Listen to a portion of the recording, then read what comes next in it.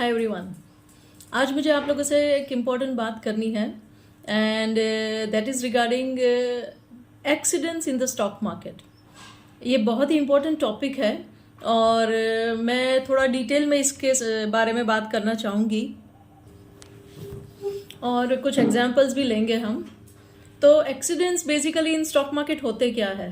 आप किसी एक डायरेक्शन में किसी एक स्टॉक को होल्ड करके पोजीशन बना के कैरी करके बैठे हो और सिचुएशन सडनली आपके हाथ में से निकल जाए उस हिसाब से कि मार्केट दूसरे दिन ऑपोजिट डायरेक्शन में ओपन ही सीधा आपके विरुद्ध में हो और काफ़ी डीपली विरुद्ध में ओपनिंग होए एंड आपको एग्जिट का मौका ही ना मिले।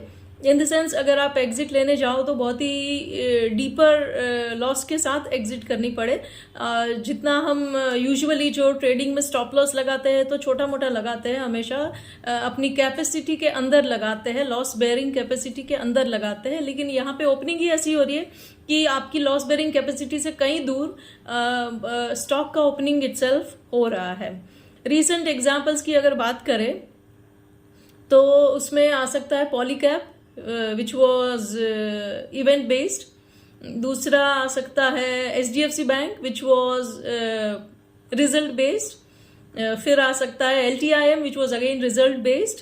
और अगर आज ही का एग्जाम्पल ले 23 जनवरी 2024 तो उसमें आ सकता है जी एंटरटेनमेंट। राइट, जी एंटरटेनमेंट के बारे में आज सुबह ही हमने मार्केट खुलने से पहले ट्वीट किया था कि इसमें आज सर्किट लगेगी डाउन साइड पे, और एक सर्किट खुली तो दूसरी लगी, दूसरी खुली तो तीसरी लगी। It was expected to move that way today. ऐसा नहीं है कि ओवरसोल्ड हो गया तो यहाँ बाइंग हो गई और बायर्स आके एकदम से उसको लैच करने लग गए, ऐसा नहीं होता और ऐसी उम्मीद भी नहीं थी। तो एक होता है कि news driven stocks like Polycab और जी एंटरटेनमेंट में कोई ऐसी ओवरनाइट न्यूज़ आ जाए जिसकी वजह से आपके अगेंस्ट में मूवमेंट होए और सेंटीमेंट एकदम से बिगड़ जाए और दूसरे दिन स्टॉक खुले ही आपके विरुद्ध में far beyond your capacity to take your stop loss. तो इसको कहते हैं एक्सीडेंट और आपको एग्जिट का मौका ही ना मिले। और दूसरा रिजल्ट सीजन में तो ये चीज़ें अक्सर होती है, जैसे HDFC बैंक में और LTIM में हुआ था कि रिजल्ट की वजह से ये चीज़ें इस तरीके से प्ले आउट करें।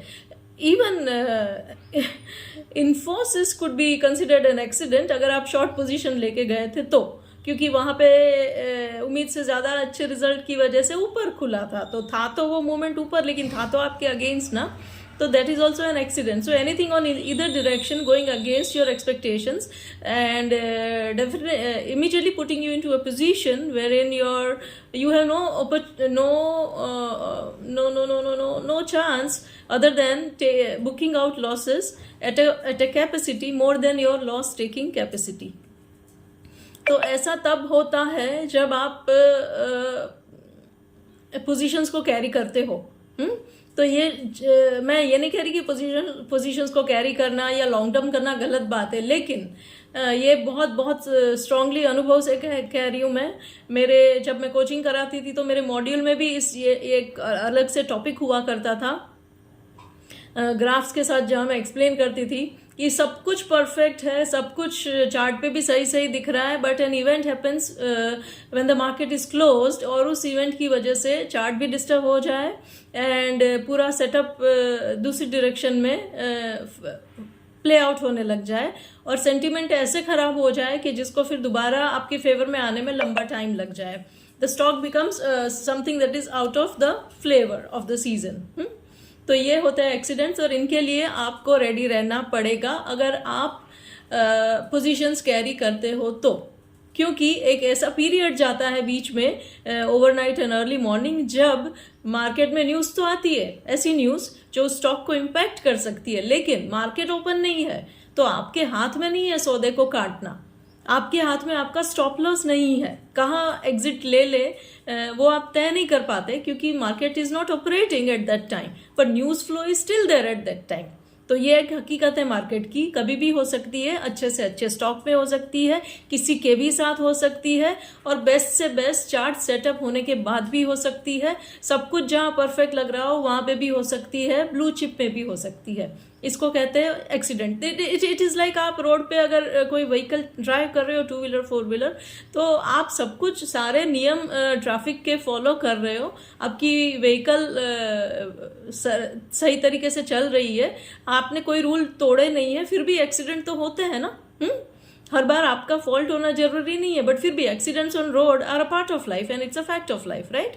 तो यही फैक्ट है स्टॉक मार्केट की। और अगर आप डिलीवरी कैरी करने की चाहत रखते हो तो आपको इस चीज़ के लिए रेडी रहना चाहिए, because it can happen with anybody in any stock at any time with any kind of chart setup and with bluest of blue chips as well.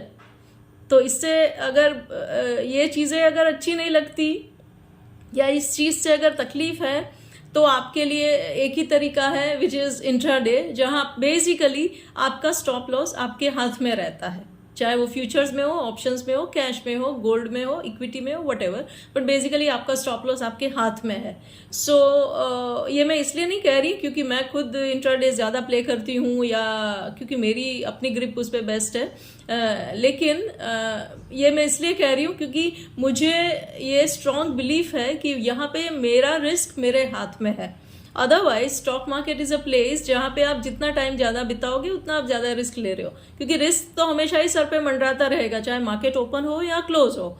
तो आपके सर पे रिस्क वो तब तक मंडराता रहेगा और उन सब टाइम्स पे सिचुएशन या एग्जिट आपके हाथ में नहीं होगी। This is a fact of life. इसको एक्सेप्ट करके ही पोजिशंस को कैरी करना आपकी स्ट्रैटेजी होनी चाहिए। सो इफ समबडी सेज कि swing is always safer than intraday, तो ये वीडियो उनको जरूर दिखाइएगा। Thank you so much.